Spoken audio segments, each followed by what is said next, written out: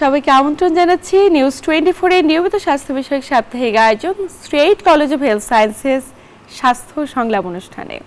প্রিয় দর্শক, আপনাদের সাথে আছি আমি ডাক্তার অর্থি জোফরিফ। আবহাওয়া পরিবর্তনের মৌসুমে শীতের আমেজ কাটিয়ে অনেকটাই গরম শুরু হয়ে গিয়েছে। সাধারণত এই যে পরিবর্তন, এটিকে বলা হয়ে থাকে ঋতু পরিবর্তন। দর্শক, ঋতু পরিবর্তনের মৌসুমে ঠান্ডা, সর্দি, কাশি কিংবা সাধারণ ফ্লুয়ে আক্রান্তের ঝুঁকি কিংবা প্রবণতা প্রত্যেকটি বছর যেন আশঙ্কাজনক হারে বেড়ে যায়। এবং তথ্য বলছে সারা বিশ্বব্যাপী প্রায় 100 কোটিরও বেশি ব্যক্তি কোনো কোনো ধরনের শ্বাসতন্ত্রের প্রদাহজনিত জটিলতায় আক্রান্ত হয় প্রত্যেকটি বছর, বিশেষ করে যারা শিশু এবং বয়োজ্যেষ্ঠ ব্যক্তি। তবে এই মৌসুমটিতে আপনি কী করে নিজেকে সুরক্ষিত রাখবেন?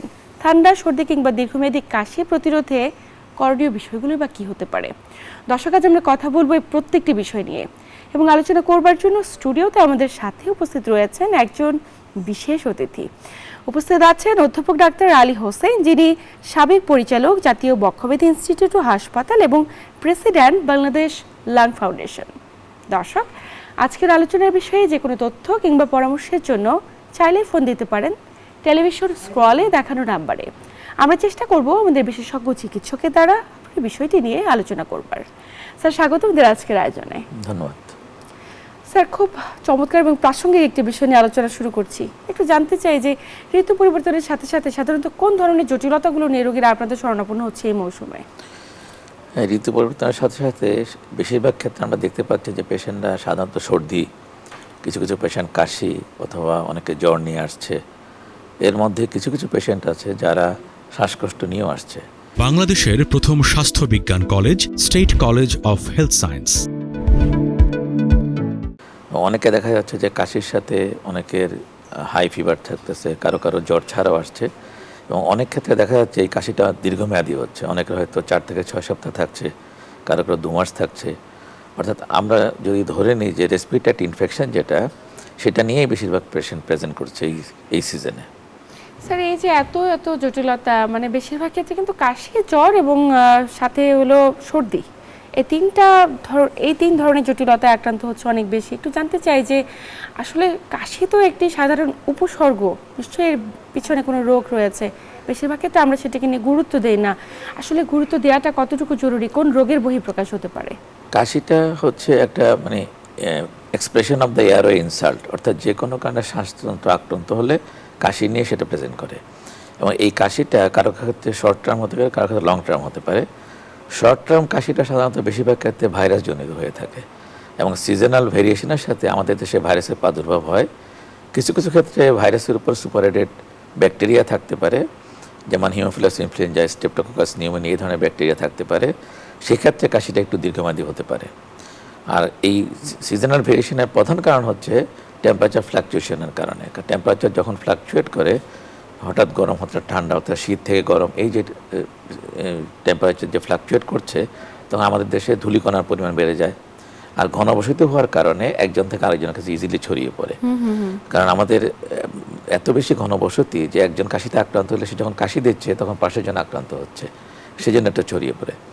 যদি এই কাশিটা দীর্ঘমেয়াদী হয়, সেই ক্ষেত্রে আমরা চিন্তা করে থাকি এটা কোনো বিশেষ কোনো অসুখের লক্ষণ কিনা। আচ্ছা। যেমন অনেক পেশেন্ট আছে যারা ইমিউনো কম্প্রোমাইজ থাকে, শিশু এবং বয়স্ক ব্যক্তি, তাদের ক্ষেত্রে নিউমোনিয়া হতে পারে। অনেকে আছে যে যাদের প্রিভিয়াস কিছু লাং ডিজিজ থাকতে পারে, অ্যাজমা থাকতে পারে, সিওপিডি থাকতে পারে, ইন্টারস্টিশিয়াল লাং ডিজিজ থাকতে পারে। সেই সব ক্ষেত্রে এই সিজনে কাশি নিয়ে এসে প্রেজেন্ট করতে পারে। আর কারো কারো ক্ষেত্রে এই অনেকটা লাং ম্যালিগনেন্সিতেও কাশি হতে পারে। এছাড়া কাশির আরও কিছু কারণ আছে, যেমন হার্ট ফেলিওরের কারণে কাশি হতে পারে। এছাড়া আমরা রিফ্লাক্স বলে থাকি, অর্থাৎ যে আমাদের যে খাবারটা সেটা উঠে আসে, রিফ্লাক্স ইসোফেজাইটিস, সেখানেও কাশি হতে পারে। আর একটা কমন কন্ডিশন হয় যেটাকে আমরা অনেকেই জানি না, যেমন সাইনোসাইটিস যাদের থাকে, পোস্ট নেজাল ড্রিপের কারণে কাশি হতে পারে। সুতরাং কাশির শুধুমাত্র চেস্টের কারণে কাশি হবে তা কিন্তু না। আমরা আপার এয়ারওয়ে, আমাদের খাদ্যনালী, আমাদের হার্টের কারণে, ইভেন কিডনির কারণেও কাশি হতে পারে। যেমন যাদের রেনাল ফেলিউর থাকে, তাদের যেমন ইউরোমিক লাং, সেজন্য কাশি হতে পারে। লিভারের কারণে কাশি হতে পারে। যদি কারো সিএলডি, ক্রনিক লিভার ডিজিজ থাকে, তার বুকে পানি আসার জন্য কাশি হতে পারে। সুতরাং কাশিটা হচ্ছে একটা ম্যানিফেস্টেশন, কিন্তু আন্ডারলাইং কজ অনেকগুলো।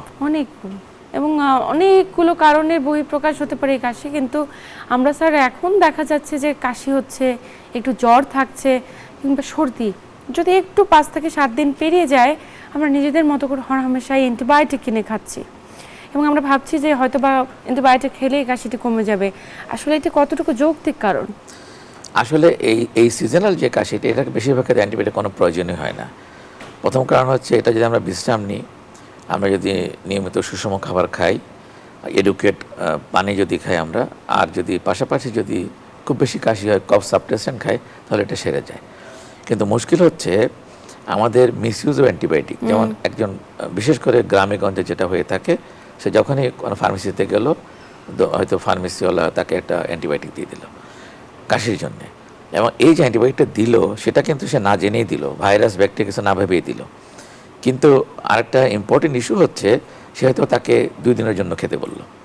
এই যে মিসইউজ অফ অ্যান্টিবায়োটিকের কারণে আমরা দেখতে পাচ্ছি যে বেশিরভাগ যদি ব্যাকটেরিয়াগুলো, যেগুলো ভাইরাসের জন্য তো অ্যান্টিবায়োটিক প্রয়োজন নেই, কিন্তু ব্যাকটেরিয়াগুলো অ্যান্টিবায়োটিক রেজিস্ট্যান্স ডেভেলপ করছে। আমরা যদি আমরা একটা সার্ভে দেখেছি যে আমাদের দেশে এরিথ্রোমাইসিন অলমোস্ট 90% রেজিস্ট্যান্ট। মানে ভয়ঙ্কর তথ্য। হ্যাঁ, সেই জন্য আমি বলবো যে সাধারণ সর্দি কাশির ক্ষেত্রে অ্যান্টিবায়োটিক খাওয়ার কোনো প্রয়োজনই নেই। শুধুমাত্র বিশ্রাম নেওয়া, খুব বেশি হলে কফ সাপ্রেসেন্ট খেলেই কিন্তু বেশিরভাগ পেশেন্ট ভালো হয়ে যায়। ধৈর্য ধরে থাকতে হবে, অন্য কিছু না। একদমই স্যার। ফুসফুসে যখন বিভিন্ন ধরনের সংক্রমণ হয় তখনও তো কাশি হয়, কিন্তু একটু জানতে চাই যে কাশিটি দীর্ঘমেয়াদী হলে কখন এটা মানে যক্ষা হয়েছে কিনা বা টিউবারকুলোসিস হয়েছে কিনা, আমরা কখন আসলে চিকিৎসকের কাছে যাব, কখন বুঝবো উপসর্গগুলো কীরকম? আমরা যদি একটা পেশেন্ট কাশিতে সাফার করছে, যদি কাশিটা দীর্ঘমেয়াদী হয়, দীর্ঘমেয়াদী কাশি বলতে আমরা বুঝাই 3 সপ্তাহের বেশি যদি কাশি হয়ে থাকে, সেটা দীর্ঘমেয়াদী কাশি বলি আমরা। আরেকটা হচ্ছে যে কাশির সাথে শ্বাসকষ্ট যদি হয়, কাশির সাথে বুকে ব্যথা হয়, কাশির সাথে যদি তার রক্ত যায়, অথবা দ্রুত শ্বাস প্রশ্বাস নেই, বিশেষ করে ছোটো বাচ্চাদের ক্ষেত্রে দেখা যায় বুকটা ওঠানামা করে, দেবে যায় শ্বাস নেওয়ার সময়, এইসব কন্ডিশন যদি হয় তাহলে বুঝতে হবে যে কাশিটা এটা সাধারণ কাশি নয়, এটা নিউমোনিয়া অথবা অন্য কোনো কারণে এটা হচ্ছে। সেই ক্ষেত্রে অবশ্যই চিকিৎসকের শরণাপন্ন হওয়া জরুরি।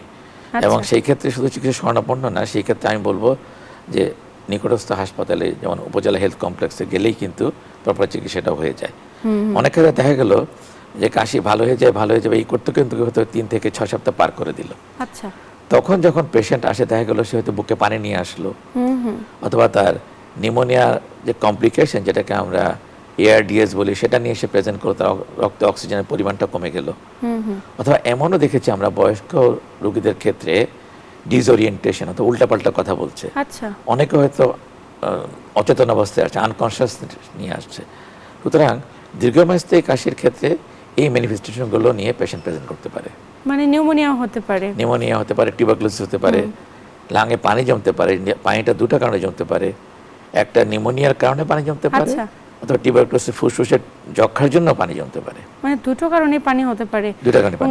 প্রাথমিক অবস্থায় যদি নিউমোনিয়াকে আমরা গুরুত্ব না দেই সেক্ষেত্রে পানি জমতে পারে, একদমই কমপ্লিকেটেড নিউমোনিয়া হতে পারে।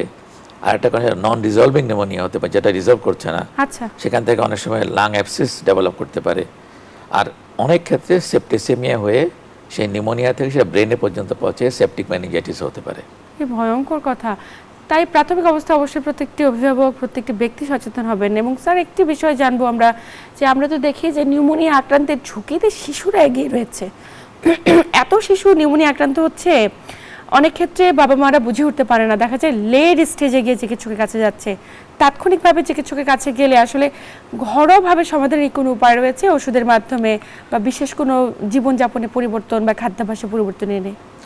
শিশুদের মধ্যে যেটা হয় সেটাকে আমরা বলি ব্রঙ্কিওলাইটিস। সেটা অ্যাকচুয়ালি ভাইরাল ব্রঙ্কিওলাইটিস দিয়ে শুরু হয়। ভাইরাল সেলফ লিমিটিং, বেশিরভাগ ক্ষেত্রে এটা যত্ন করলে এটা কিন্তু সেরে যায়। এই ব্রঙ্কিওলাইটিসটাকে যদি আমরা প্রপার কেয়ার না নিই, তখন কিন্তু রিপিটেড অ্যাটাক হয়, একটা সময় গিয়ে তার ব্যাকটেরিয়া ইনফেকশন হয়, তখন তার কমপ্লিকেশনটা হয়। সেই জন্য শিশুদের ক্ষেত্রে যেটা জরুরি, ব্রঙ্কিওলাইটিস হওয়ার সাথে সাথে নিকটস্থ হাসপাতালে গিয়ে শিশু চিকিৎসকের শরণাপন্ন হলে তাহলে কমপ্লিকেটেড যে ইফেক্টটা সেটা আর হয় না ভবিষ্যতে। এবং যখন স্যার নিউমোনিয়া নিয়ে হাসপাতালে ভর্তি হয়, একটি শিশু একবার হাসপাতালে ভর্তি হলো, চিকিৎসা পেলো, সুস্থ হয়ে এলো, দেখা যায় বারবার নিউমোনিয়া আক্রান্ত হচ্ছে একই শিশু। মানে কেন বারবার আক্রান্তের ঝুঁকিতে থাকে এরা? বারবার আক্রান্ত যেটা হয় সেটা আসলে নিউমোনিয়া না, সেটাকে আমরা বলি ব্রঙ্কিওলাইটিস। আচ্ছা। সেটা রিপিটেডলি হয় এবং সেটা হচ্ছে বেসিক্যালি চাইল্ডহুড অ্যাজমাতে হয় কিন্তু। আচ্ছা আচ্ছা। সেই জন্য ওই ব্রঙ্কোলাইটিস চিকিৎসা প্রপারলি করলে রিপিটেড আক্রান্ত হয় না, এটা একটা পার্ট। সেকেন্ড হচ্ছে কিছু কিছু শিশুর ক্ষেত্রে দেখতে হয় তার ইমিউন ডেফিসিয়েন্সি আছে কিনা। আমাদের শরীরে কতগুলো ইমিউনোগ্লোবিন আছে, যেমন ইমিউনোগ্লোবিন এম, ইমিউনোগ্লোবিন এ, ইমিউনোগ্লোবিন জি, ইমিউনোগ্লোবিন ই, ইমিউনোগ্লোবিন আছে যেগুলো আমাদের শ্বাসনালীটাকে প্রোটেক্ট করে। তো আমরা যখনই একটা পেশেন্ট যখন বারবার আক্রান্ত হবে তখন দেখার বিষয় হচ্ছে তার কোনো ইমিউনো ডেফিসিয়েন্সি ডিসঅর্ডার আছে কিনা। অর্থাৎ এটা যদি আমরা ইমিউন এসেটা করে ফেলি তাহলে আমরা বুঝতে পারি তার ইমিউনোগ্লোবিন এ না অথবা এম ডেফিসিয়েন্সি। যদি এগুলো ডেফিসিয়েন্সি হয় সেক্ষেত্রে তার বারবার আক্রান্তের ঝুঁকি বেড়ে যায়, এটা একটা। আর একটা গ্রুপ হচ্ছে ম্যালনিউট্রিশন। সে যদি পুষ্টিকর খাবার না খায় তাহলে তার ইমিউন ডেফিসিয়েন্সি থেকে যায়, তাহলে তার আক্রান্তের ঝুঁকিটা বেড়ে যায়। থার্ড হচ্ছে পরিবেশগত অবস্থা। সে যদি স্যাঁতস্যাঁতে পরিবেশ থাকে, ডেন্সলি পপুলার এরিয়া থাকে, তার আক্রান্তের ঝুঁকিটা বেড়ে যায়। সুতরাং শিশুদের ক্ষেত্রে এই কয়েকটা জিনিস মাথায় রাখতে হবে যাতে করে তার রিপিটেড অ্যাটাকটা না হয়। স্যার, যখন রিপিটেড অ্যাটাক হচ্ছে আমরা তো চিকিৎসা করছি, আপনি বলছিলেন যে সঠিক সময় চিকিৎসা সঠিকভাবে যদি না হয় অবশ্যই বাচ্চাগুলো দেখা যায় এত বেশি কমপ্লিকেশন ডেভেলপ করে যে সারা বিশ্বে মৃত্যুর অন্যতম কারণ আমরা বলতে পারি নিউমোনিয়া বা ব্রঙ্কিওলাইটিস এগুলো। এবং আমরা কখনোই চাই না কোনো শিশু মানে মৃত্যু পর্যন্ত চলে যাক বা এত বেশি কমপ্লিকেশন মানে অ্যারাইজ করুক। একটু অভিভাবকদের উদ্দেশ্যে আপনার পরামর্শ কি থাকবে? আমার পরামর্শ হচ্ছে শিশুকে প্রপার টিকাটা দিতে হবে, সুষম খাবার খাওয়াতে হবে, এবং তার যদি বারবার অ্যাটাক হয় তখন চিকিৎসকের কাছে গিয়ে নির্ণয় করতে হবে অ্যাটাকের কারণটা কি। অনেক ক্ষেত্রে দেখা যায় কিছু জেনেটিক ডিজিজ আছে যেখানে রিপিটেড অ্যাটাক হতে পারে, যেমন সিস্টিক ফাইব্রোসিস বলে একটা বাচ্চাদের ডিজিজ আছে যেখানে কিন্তু এটা জেনেটিক ডিজিজ, যেখানে কিন্তু রিপিটেড কাশি হতে থাকে। প্রথমে এটা বোঝা যায় না, কিছুদিন পরেই সেটা এক্সপ্রেস করে। তো এগুলোকে মাথায় রাখতে হবে এবং এটা কিন্তু অভিভাবকদের মানে চিকিৎসক যিনি তার পক্ষে এটা নির্ণয় করা খুব সহজ। আচ্ছা। অভিভাবক তারা বুঝবেন না যে তার বাচ্চার ইমিউন ডেফিসিয়েন্সি আছে কিনা অথবা তার বাচ্চার জেনেটিক সিস্টিক ফাইব্রোসিস ডিসঅর্ডার আছে, এটা তো অভিভাবক বুঝবেন না। অথবা অনেক ক্ষেত্রে দেখা যায় এডিনয়েড গ্ল্যান্ড বড় হয়ে গেল তার, সেক্ষেত্রেও তার কাশি হতে পারে। তো এটাও কিন্তু শিশুদের কাশির একটা অন্যতম কারণ। এডিনয়েড গ্ল্যান্ড অনেক বড় হয়ে তার কাশি হয়, ঘুমের মধ্যে জেগে যাচ্ছে, শ্বাসকষ্ট হচ্ছে, রাতে কাশতে কাশতে বমি করে দিচ্ছে। আর একটা গ্রুপ অফ পেশেন্ট আছে যেখানে দেখা গেল যে তার চাইল্ডহুড অ্যাজমা ডেভেলপ করলো কিন্তু এটা বোঝা যাচ্ছে না, তার কিছুদিন পর কাশি হচ্ছে, বমি করছে, বারবার চিকিৎসকের কাছে যাচ্ছেন, অ্যান্টিবায়োটিক দিচ্ছেন। কিন্তু আমরা যদি এই পেশেন্টকে প্রথম থেকে অ্যাজমা রিলেটেড চিকিৎসা দিয়ে দেয় তাহলে কিন্তু তার বারবার কাশিটা আর হবে না। সুতরাং এটাকে ক্যাটাগরাইজ করাটা হচ্ছে খুব ইম্পর্টেন্ট। পাশাপাশি অনেক ইমিউনোডেফিসিয়েন্ট বাচ্চা আছে যাদেরকে ভ্যাকসিন আওতায় আনতে হবে। এই যে ভ্যাকসিনগুলোর কথা বলছেন স্যার, একটু জানতে চাইবো যে অনেকে ভ্যাকসিন কখনো দিতে হয় এটা অনেক অভিভাবক জানে না, তো আপনি কি পরামর্শ দেবেন যে কোন বয়স থেকে আসলে ভ্যাকসিন শুরু করা উচিত এবং কোন কোন ধরনের ভ্যাকসিনগুলো দেওয়া প্রয়োজন? আমাদের দেশে তো একটা ইমিউনাইজ শিডিউলই আছে, অর্থাৎ সেই ইমিউনোলজি প্রোগ্রাম আমাদের যেগুলো সেগুলো তো বাচ্চা পাবেই। পাশাপাশি 2 বছর বয়সের অতিক্রম করলে তাকে ফ্লু ভ্যাকসিন দিতে হবে প্রতি বছর। আচ্ছা। আর ইউজুয়ালি নিউমোনিয়া ভ্যাকসিন বাচ্চাদেরকে দেওয়া হয় না, কিন্তু শুধুমাত্র যদি ইমিউনো কম্প্রোমাইজ থাকে সেক্ষেত্রে আমরা বলবো তাকে নিউমোনিয়া ভ্যাকসিন দেওয়ার জন্য। কত বয়স থেকে শুরু করতে? সেটা 2 বছর বয়সের পরে দেওয়া যাবে যদি ইমিউনো কম্প্রোমাইজ থাকে, কিন্তু ইমিউনো কম্পিটেন্ট বাচ্চাদের ক্ষেত্রে নিউমোনিয়া ভ্যাকসিনের কোনো প্রয়োজন পড়ে না। আচ্ছা। আর ইনফ্লুয়েঞ্জা ভ্যাকসিন কত বয়স? 2 বছর বয়সের পর থেকে। আফটার 2 ইয়ার্স প্রত্যেক বাচ্চাকে প্রতি বছর ফ্লু ভ্যাকসিন দেওয়াটা খুবই জরুরি আমাদের দেশের প্রেক্ষাপটে। প্রত্যেক 2 বছর পর পর? না, প্রতি বছরই। আচ্ছা আচ্ছা। তার বয়স 2 বছর পার হওয়ার পরে। এবং স্যার ইপিআই শিডিউলের আওতাভুক্ত যে সমস্ত ভ্যাকসিন রয়েছে সেগুলো তো দিবেই, পাশাপাশি যদি ইমিউনো কম্প্রোমাইজড হয়, সর্দি কাশি একদম লেগেই আছে, নিউমোনিয়া ডেভেলপ করছে বারবার, সেক্ষেত্রে আপনি যে পরামর্শ দিলেন নিউমোনিয়া ভ্যাকসিন এবং ফ্লু ভ্যাকসিন, ইনফ্লুয়েঞ্জা, এই দুটো ভ্যাকসিন অবশ্যই 2 বছরের পেরিয়ে যাওয়ার পরে দেওয়াটা জরুরি। স্যার, আমরা একজন দর্শকের ফোন কল নেব, অপেক্ষা করছে দর্শক, ফোনটি নিয়ে ফিরবো আলোচনায়। কে আছেন দর্শক? আপনার নাম বলে প্রশ্ন করুন। আসসালামু আলাইকুম। ওয়ালাইকুম আসসালাম, আমরা শুনছি আপনাকে। আমি মনির হোসেন বলছিলাম কেরানীগঞ্জ থেকে। জি বলুন দর্শক। স্যার, আমার দীর্ঘদিন ধরে হালকা হালকা কাশি হতো, তারপরে কাশি থেকে হালকা হালকা একটু রক্ত আসতো, তো ডাক্তার দেখানোর পরে ঔষধ দিয়েছে, ঔষধ খাচ্ছি কিন্তু কমতেছে না। তো তো তারপরে হঠাৎ করে একদিন একটু বেড়ে যায়। এটার জন্য হসপিটালে আমি যখন ভর্তি হই তখন অনেকগুলো টেস্ট দেয়। টেস্ট দেওয়ার পরে আমি এক্সরে হয় বা অন্যান্য পরীক্ষাগুলো দেয়। তো সব পরীক্ষাই ভালো ছিল, শুধু আমার এক্সরেতে আপনার ইনফেকশন হয়ে গেছে, এটা বলছিল ডাক্তার। আচ্ছা। তো তারপরে আমাকে কিছু ঔষধ দেয়, আমি 5 দিন মেডিকেলে ভর্তি ছিলাম। ঔষধগুলো খাওয়ার পরে মোটামুটি একটু ভালো ছিল। আর কাশির সাথে প্রচন্ড রক্ত আসতো। তো সবগুলা পরীক্ষা আলহামদুলিল্লাহ ভালো আসছে, যক্ষা টক্ষা অন্যান্য পরীক্ষাগুলি। কিন্তু আমি বাসায় আসার পরে আমার সেই যে ডান পাশে যে ফুসফুসিটা, এইখানে আমার প্রচন্ড এখন আমার ব্যথা হচ্ছে, এই জন্য আর কি ফোন দেওয়া। জি, দর্শক বুঝতে পেরেছি এই মুহূর্তে আপনাদের সমস্যাগুলো রয়েছে সেগুলো সমাধানে আসলে করণীয় কি কি কারণে হচ্ছে এগুলো নিয়ে আপনি শঙ্কিত রয়েছেন। আপনার জন্য শুভকামনা। আমরা আলোচনা করব বিষয়টি নিয়ে। স্যার, ওনার এই প্রশ্নটি নিয়ে আলোচনা করব, কেন এমন হচ্ছে, কি করণীয়। তবে স্যার, সময় হচ্ছে একটি ছোট্ট বিরতি নেবার।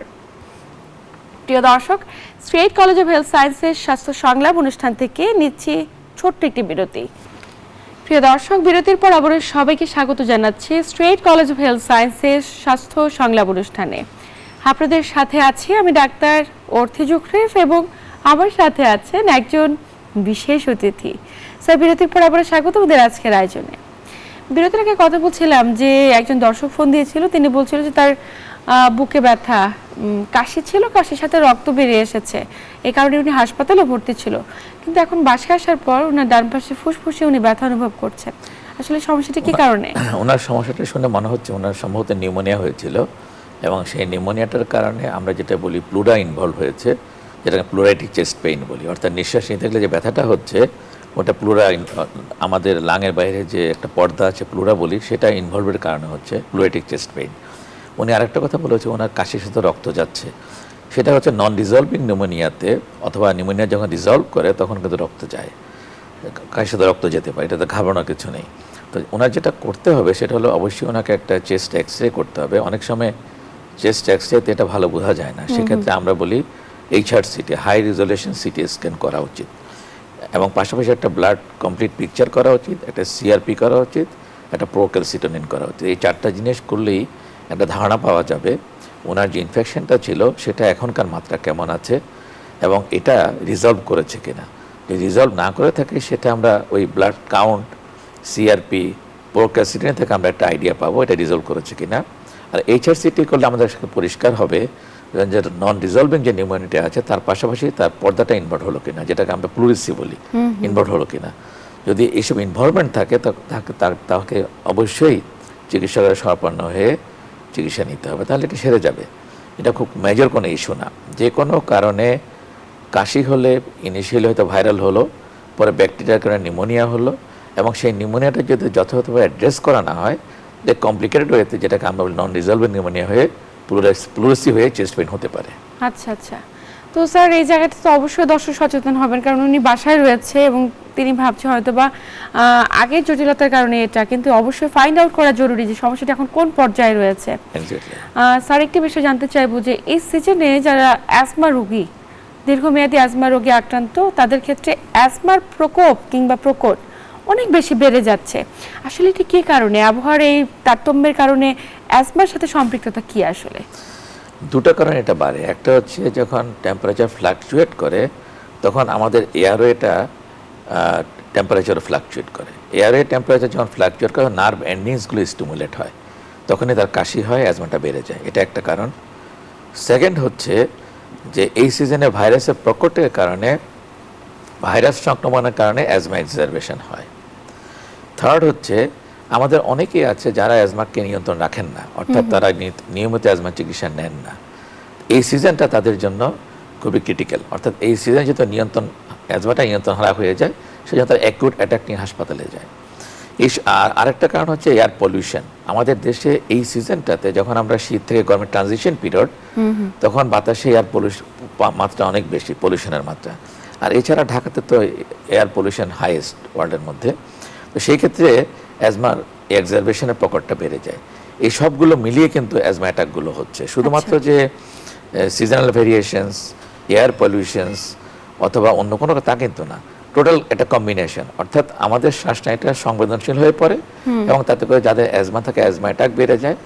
অনেকের ক্ষেত্রে দীর্ঘস্থায়ী কাশির কারণে এক ধরনের অ্যাজমা ডেভেলপ করে, যেটাকে আমরা বলি কফ ভেরিয়েন্ট অ্যাজমা। আচ্ছা, সেখানে কিন্তু পেশেন্টের লম্বা সময় কাশি থাকার কারণে তার শ্বাসকষ্ট হয় না, কিন্তু দীর্ঘমেয়াদী কাশি হয়, সেটাও কিন্তু এক ধরনের অ্যাজমা। কিন্তু সেখানেও কিন্তু অ্যাজমার চিকিৎসাই নিতে হবে। কিন্তু আমাদের অনেকেই আছে, আমরা জানি না এটা সম্পর্কে, যখন তাকে বলা হয় যে আপনার এটা এক ধরনের অ্যাজমা, সে একেবারে আশ্চর্য হয়ে যায় যে তার তো অ্যাজমা হওয়ার কথা না, সে এতদিন ভালো ছিলেন।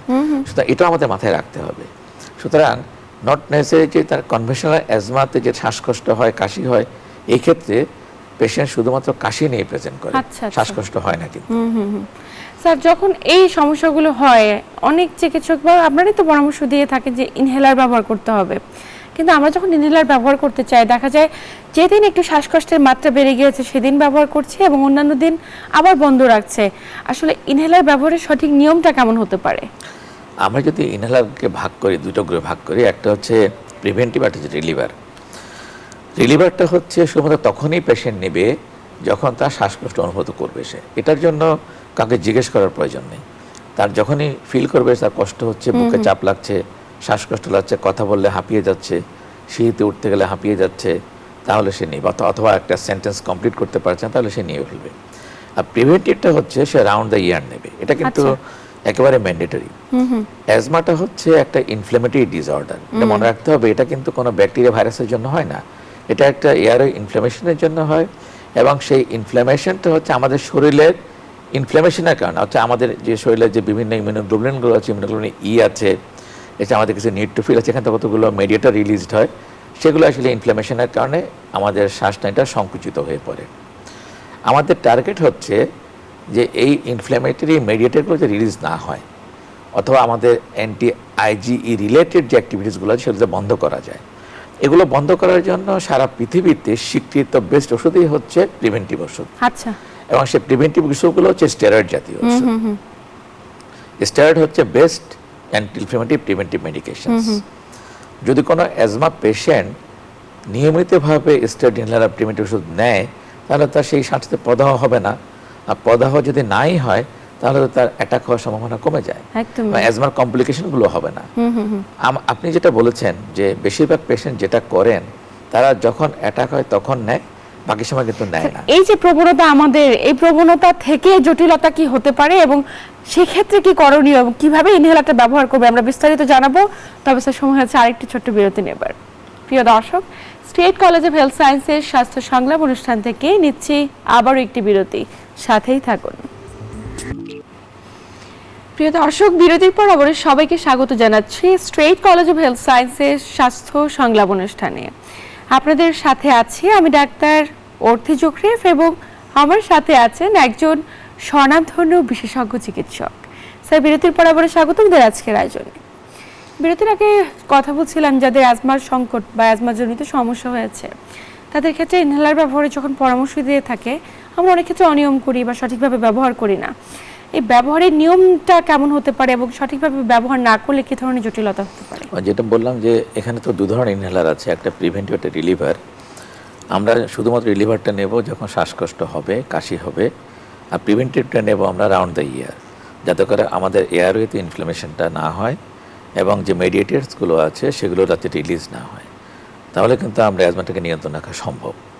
কিন্তু আমাদের বেশিরভাগ পেশেন্টরা মনে করে যে ওষুধটা নেব শুধুমাত্র যখন শ্বাসকষ্ট হবে, তাতে করে যেটা হয় তার অ্যাজমাটা অনেক অংশে বেড়ে যায়। এটাকে আমরা বলি অ্যাকিউট এক্সাজারবেশন, যেটাকে বলি অ্যাজমা বেড়ে যায়। অনেক ক্ষেত্রে দেখা যায় তাদের অ্যাজমা এত বেশি বেড়ে যায় যে রক্তে অক্সিজেনের পরিমাণটা কমে যায়, কার্বন ডাইঅক্সাইডটা বেড়ে যায়। অনেক ক্ষেত্রে রোগীকে হাই ডিপেন্ডেন্সি ইউনিটে যেতে হয়, হাই ফ্লো অক্সিজেন লাগে, অনেক ক্ষেত্রে ইভেন ইনটিউবেশনও লাগে, ভেন্টিলেটর লাগে।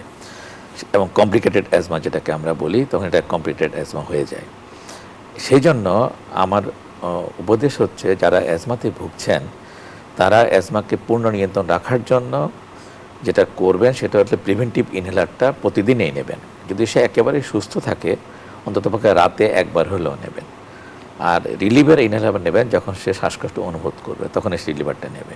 তাহলে কিন্তু অ্যাজমা সম্পূর্ণভাবে নিয়ন্ত্রণ রাখা সম্ভব। পাশাপাশি সিজনাল ভেরিয়েশনের কারণে যে অ্যাজমা অ্যাটাক হয় সেজন্য আমি অ্যাজমা পেশেন্টদেরকে বলবো তারা যাতে নিয়মিত ফ্লু ভ্যাকসিন নিয়ে নেয়। আর আমরা যেহেতু অ্যাজমাতে স্টেরয়েড জাতীয় ইনহেলার ইউজ করে থাকি, এই ধরনের পেশেন্টের নিউমোনিয়া হওয়ার সম্ভাবনা অনেক বেশি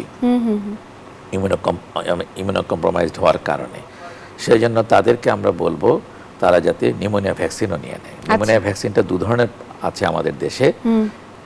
একটা আছে যেটাকে আমরা বলি লাইফে একবার নিলেই হয়, আর একটা আছে যেটা একবার নেবে তার 2 মাস পরে নিয়ে প্রতি 5 বছর পর নেবে। আচ্ছা আচ্ছা, মানে অবশ্যই এই যাদের শ্বাসতন্ত্রের প্রদাহজনিত জটিলতাগুলো তাদের ক্ষেত্রে নিউমোনিয়া এবং ইনফ্লুয়েঞ্জা ভ্যাকসিন নেওয়ার বিকল্প কিছু নেই। স্যার, একদম আলোচনার শেষ প্রান্তে আছি, শুনবো যে যারা সর্দি কাশি কিংবা এই যে জ্বর সংক্রান্ত যে এই মুহূর্তে সমস্যাগুলোতে ভুগছে তাদের উদ্দেশ্যে আপনার পরামর্শ কি থাকবে? আমার পরামর্শ সবচেয়ে গুরুত্বপূর্ণ বিষয় হচ্ছে নিজে নিজে ওষুধ খাবে না, কারণ এই কাশিটা অনেক সময় সামান্য কারণে হতে পারে অথবা দীর্ঘস্থায়ী কাশি অনেক গুরুতর রোগের এক্সপ্রেশন হতে পারে।